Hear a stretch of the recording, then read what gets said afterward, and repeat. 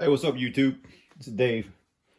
Got a question about basically a tactical knife as a gift from, a fellow biker to another biker. Speaking of which, shout out to my boy Sean. Glad you got your Ducati back, bro. All right, so the dude basically asked, I'm not going to call his name, I don't know, but he basically asked, what's a good brand to look for that people would recognize as tactical? But tactical has many meanings to many people, so let me just first start by saying I do have some martial art training, but I am by no means an expert or anything to do with that. So, little experience, that's it. All right. So, you can start at any level and work your way up. It really is a money thing, and it's hard to describe. Safe shot, by the way, just to kind of let you guys on a different view.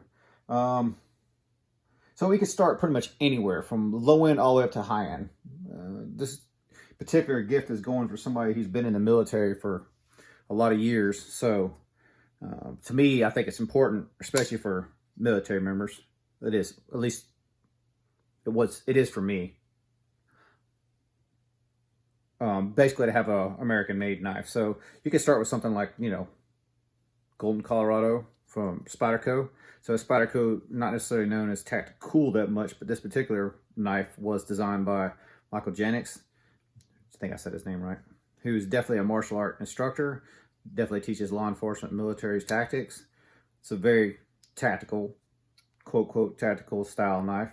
But, Spyderco builds quality knives for reasonable money. And this would be kind of like I guess what I would consider a good overall style tactical knife. Along those same lines, Emerson, pretty much anything Emerson. I doubt you're going to see it in the store, man, and you were wanting to kind of check one out before you actually seen it. So all Emersons are kind of the same way. Their Emersons are known for ergonomics. Once again, he's a martial art and also knife fighting instructor, and he does a bunch of other things, but these definitely have features that normal knives don't have. So knife guys don't necessarily like this stuff, but if you're a tactics guy and you use the knife for the tactic it's designed for, this basically deploys a knife when you pull it out of your pocket. So in the pocket, you're going to sit like this. As you come up, you're dragging the corner of your pocket, and it's going to catch it and deploy it. So it opens much quicker. Knife guys don't like that. There's a stigma about being tactical or whatever else. As a martial, practitioner, I guess, I love this for those situations because there's no thinking involved. If you're in a high stress situation, you don't want to think, you just want to act, right? So Emerson's another really good brand to kind of look into, bro. But you might not find them in the stores. It'd be kind of harder to find them in the stores. Another good brand, also American made, is your Microtechs. So this one here is the Ultratech. So it's just an automatic out the front. Some people have their likes, dislikes about automatics, but that's a lot of blade for this little knife, for the little package, real light. So, especially on motorcycles, like you want to keep something super light and just throw it in your pack or something, or even have it on you that's super light. And the other reason I like this is basically that tactical situation kind of thing is, if you end up having to need basically a coup baton, you got a spike as well, right? So I don't think you need the glass breaker, but if, need to break some other things, you could. So Microtech, this is one version of a Microtech out the front. Here's another version of side opening. So that opens from the side instead of the front. This is a Microtech stitch. This one's a little bit customized, but you're kind of getting into some money right here, man. Like, honestly, so it depends how good of a friend this guy is to you. So those are both just suggestions as far as tactics, as far as more aggressive, defensive, self-defense kind of tactics, I guess I would call that. But tactics could mean a lot of things to a lot of people. And while we're talking about that, what's more tactical than a fixed blade? Honestly, there's no thinking involved. It's just a knife, right? So to me, a good quality fixed blade of any variety is probably a better tactic knife than any folding knife you're going to get. Personally, that's what I think. But I recently watched a video from Red Wolf EDC, and he is a martial artist, or claims to be. I don't know. I've never trained with him, so I have no idea.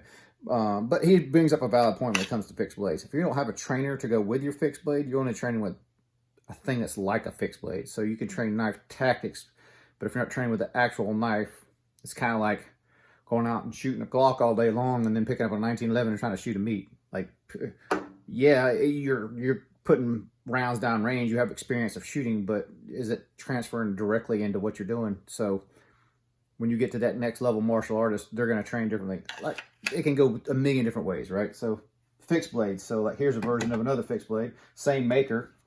This is a much prettier knife, but if you think of tactics on this, this has a lot of tactical features, you know, like you get that front guard right there.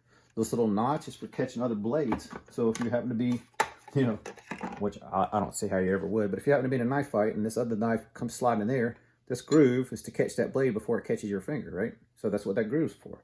Like, there are tactics built into some of these fixed blades for things like that. Well, this is another one. This is a Benchmade. This is a Adamas fixed blade. It's an older one in D2. They make newer ones, but this is a good little tactic knife. You could wrap paracord on this thing and do your thing with that. Like, you know, that's hard to say because it's tactical nowadays, not just tactical. So trying to be as objective and informative as possible in this video probably sucks anyhow, but I'll give it a go. Another thing to consider is what side you're going to be carrying in, right? So especially being a motorcyclist, you want your throttle hand on the bars.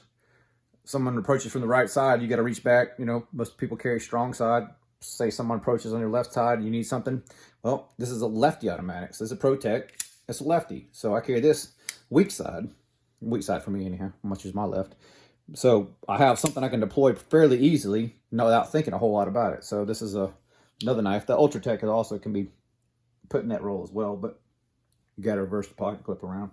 But, you know, a knife for your left pocket, like that's something else to consider, man. Like, what side's you going to carry it on? And then, you know, we can go fancier. So along the lines of the Emerson, this is a Southern Grind, which, you know, if you're a country fan, you know, Zach Brown, this was Zach Brown's band, or Zach Brown band's, it was his knife brand. And this is a very well machined, nicer piece than Emerson as far as to look at, right? But it has that Emerson wave feature, and it's carbon fiber, super fucking nice. Machining quality wise and overall just playing with the knife, it's a much cooler knife for the aesthetics to me than most Emersons. Emersons are more about the point. But another good brand to kind of check into if you wanted to look into something like that. Plus, they're not making those anymore, and I actually got that one from a gun shop, so you can definitely find them in gun stores. Then we'll go to ZTs, because ZT has pretty much the gauntlet of what you're going to see out there. But I'm going to show one that I'm pretty sure you can find in the store, and this is the ZT 0308. This is just a flipper, so still a good size knife. It's as tactical as any other knife can be. There's no more or less tactics about this knife. The flippers are generally easier to deploy because it's more quick and intuitive to find that for what I would say is a high stress situation. I think you'd probably be easier to manipulate something like this than you would another knife. But once again, you have to train with that to be proficient at it. So, ZTs can go the whole line. I got a ton of different ZZs, and you could get anything from that flipper down to, say, like this one, which is also an Emerson style wave or whatever else. They don't make this one anymore, so I'm just showing it to you.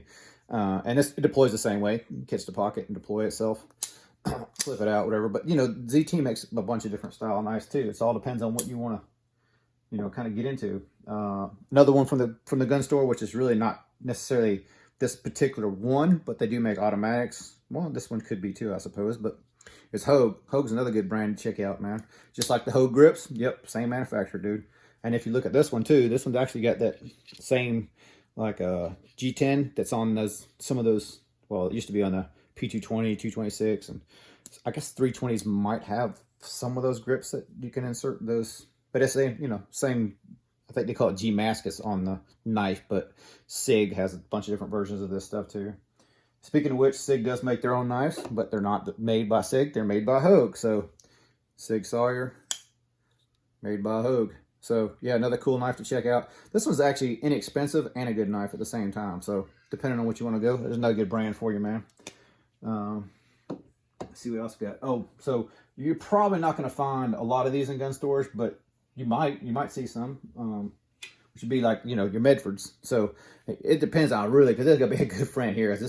You could buy a gun for the price of these. But Medfords are awesome quality, man. As far as like fully American made, robust, big, strong, like Medford's the man, you know, like as far as that goes, to me anyhow. Not necessarily that his knives are any more tactical than anybody else's are.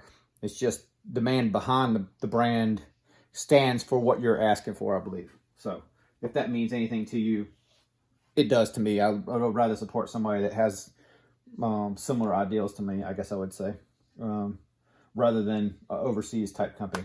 But y'all, if y'all watching this, y'all heard me say something about American made. I'm probably every damn video I've ever done. So that's a few ideas for you, man. Like we could name a ton of different brands. And it can go from, fixed blade, karambit, you could do the gauntlet of different tactics in order to meet your mission, whatever you wanted it to do, and for a friend or whatever else. But to me, like, a good fixed blade is probably hard to beat, to be honest with you, man. And you're probably going to get a better price. So even something, which this one's basically just a hunting knife, just kicking around knife.